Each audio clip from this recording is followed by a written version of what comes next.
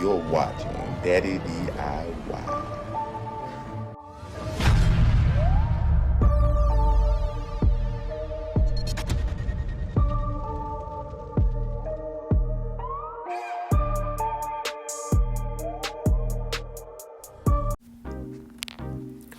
All right, welcome back to Daddy DIY.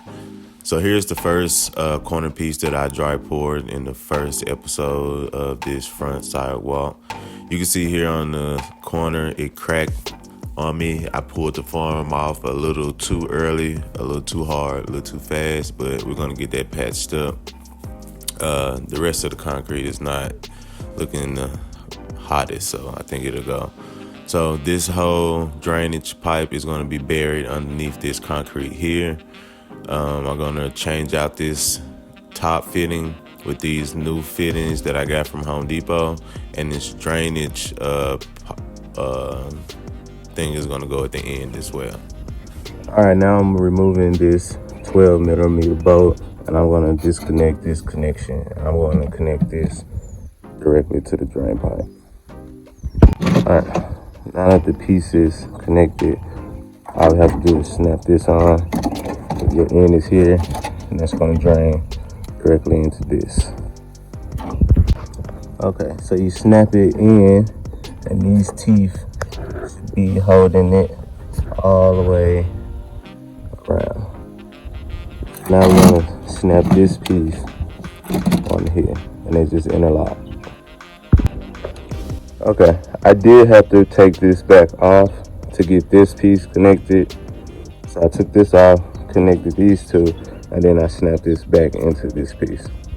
So now I'm gonna have this drain sprout come out, go around my corner, drop into the ground, and connect to the drain pipe, and then all of this is gonna be buried under the concrete. Okay, now I have that disconnected. I'm going to be putting this fitting piece that connects to this over the drain pipe.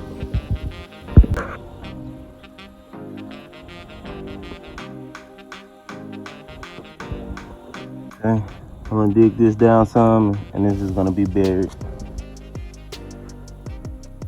Going all the way to this end. It's already buried. Going to my backyard, and this one is the same way, buried, going down into my backyard.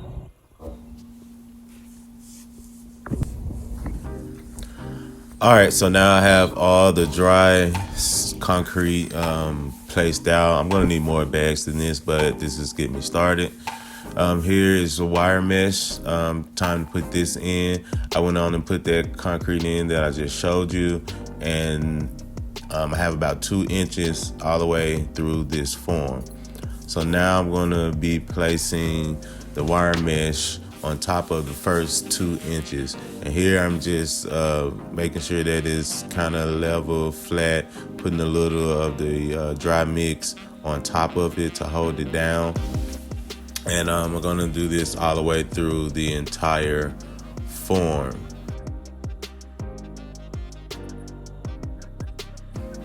So here I am going down with the second piece, getting that in, getting it done. As you can see, I do have my gloves on today. Again, this is in February. No, this is March now.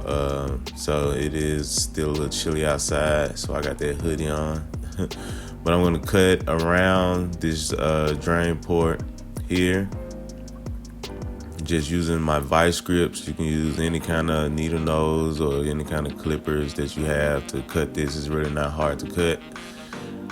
So now I got this down around this drain, and again I'm just gonna make sure it's set kind of flat, and it's overlapping. Each piece is overlapping one another to keep it unified. All right, so now I'm going to wet it in between. All right, so I'm going to go ahead and get this kind of good, misty, get some good moisture, get some puddles going through here, so the 2 layers can firmly connect to one another and around the wire mesh that I put in.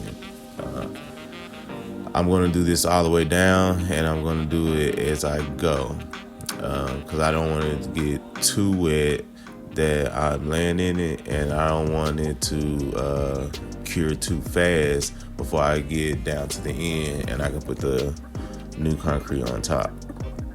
So now I'm just working it in, and as you can see on the method that I'm using this time, I'm just pounding it in. I'm pounding all the rocks, all the gravel down to the bottom, and then once I get all the rocks down, it's just like bringing the cream up when you're doing the wet pour.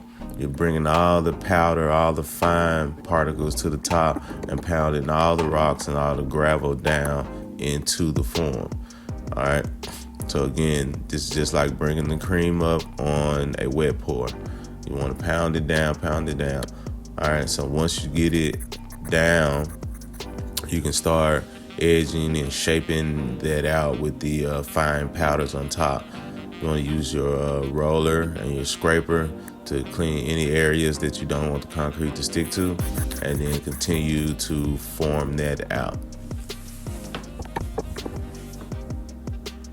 Using the roller here to smooth it out, clean up any excess that I don't want to stay there, pound it out some more, bring up some more of that dust, and using the roller again to smooth it out. Now again, this is going to leave you with that texture, kind of like a broom finish. That's what I'm going for. I'm not going for a smooth or exposed rock or anything like that. I just want it to be level and kind of have that grainy broom finish texture, so it's not slippery or anything when it's wet out. All right, so now I'm gonna go down and fill this whole form up. And again, I'm not gonna edit anything out. I have it sped up here for you, and I'm just gonna let you kind of see how I do this whole process and go through. All right, so thanks for watching. Stay tuned. This is Daddy DIY. Remember to like and subscribe. We need more subscribers and more members to join the page. So don't forget to hit that subscribe button, and don't forget to like the video so more people can get the opportunity to watch as well.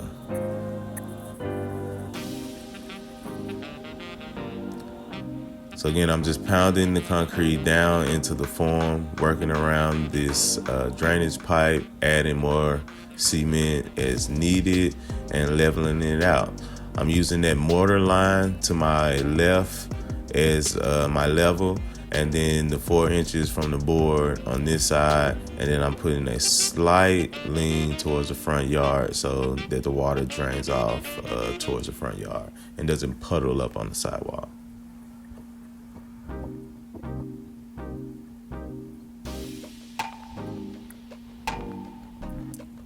Thanks for liking.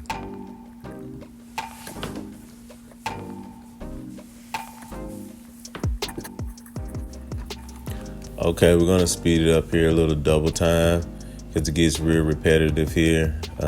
Again, you just want to keep putting a lot of pressure down on the concrete to push your rocks down. Make sure you get all the fine powder up to the top.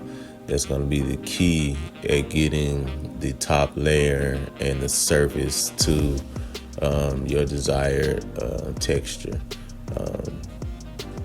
If you want it kind of smooth, broom finish like that, you want to get those rocks pushed down.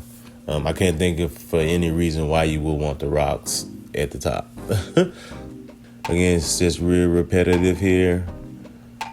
Taking my time, make sure I'm getting all the edges, every little piece filled in, making sure that I'm staying on track with that my guideline on the house and keeping my form level. All right, getting close to the end here. I think this only took me about an hour and a half to just get these all in, and I just overfilled it, make sure that I'm getting packed down in there. It's my last bag here. Get every crack, every crevice filled all the way to the edge. And then the rest I'm just gonna push over the edge and let it fill in the bottom of the form here. All right, so now I'm coming down, edging the dry pour. And this will help so you don't have those sharp jagged pointed edges. It'll smooth it out, smooth it around, give you a soft, nice edge on it. Also helps with cracking, preventing cracking throughout the project. So I measured it out here, and I just took the space and divided it, I think, into 3 equal slabs, and then there you see how I put in my control joints. So now after that, we're gonna do our first mist, and it's just a light mist to kind of get the top layer of the cement to go ahead and start hardening. So once you start really adding water and mist and wetting it down, it doesn't destroy the look of the finish. So if you can see there, it looks like a broom finish. I have my control joints in, and I'm just lightly misting it. And this is the second time I mist it. So I mist it every 30 minutes. And then after 2 hours of every 30 minutes, I went down and really just soaked it. So now I'll come back out every hour or so and soak it down again. Every time I come out and I see it and it's dry, I soak it down again. And I did this for about 2 days in a row, 2 to 3 days in a row.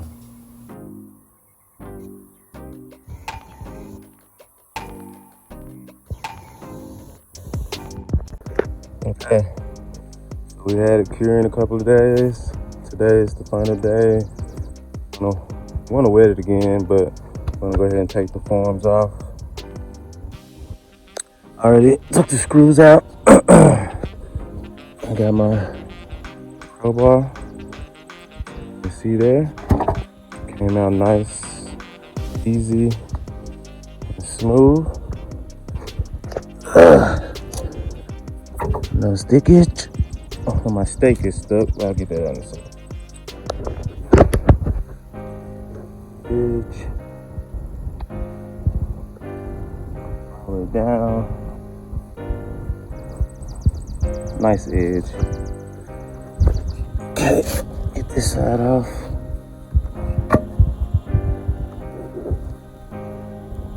Yeah, we're solid, baby. Nice, nice, nice. All right, I'm gonna spray this down with water. Then I gotta backfill all this with dirt.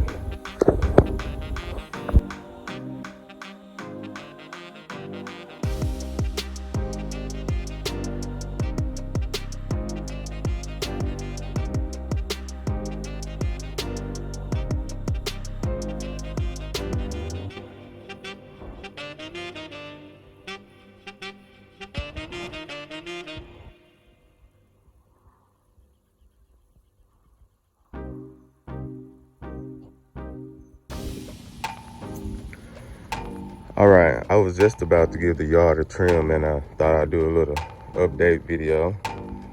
So this is the first dry pour slab that I did. As you can see, it's not the most beautiful, but it's not terrible. And you can still walk on it, and it's hard. It's not moving, cracking, or denting. And then this is the second pour.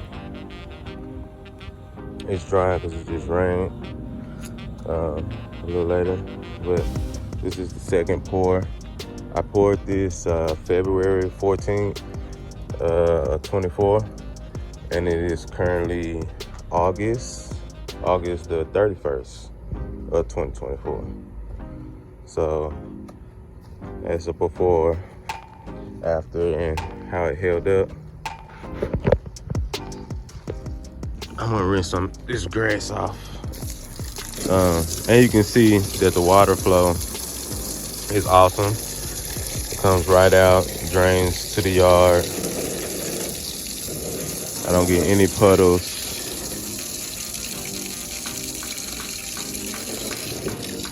It's not like seeping anywhere.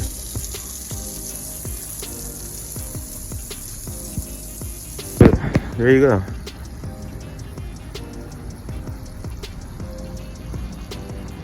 So I want to come through and paint all this concrete and have it one color. All the way down, all the way up the steps, the center portion, and this exterior strip. But yeah, so if you're thinking about dry pouring, there you go. You can do a simple sidewalk. It'll hold up.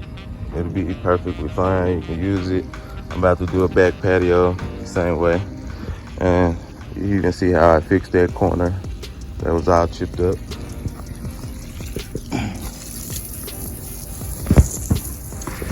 All right, thanks for watching. Daddy DIY, the channel of arts, crafts, and do-it-yourself projects.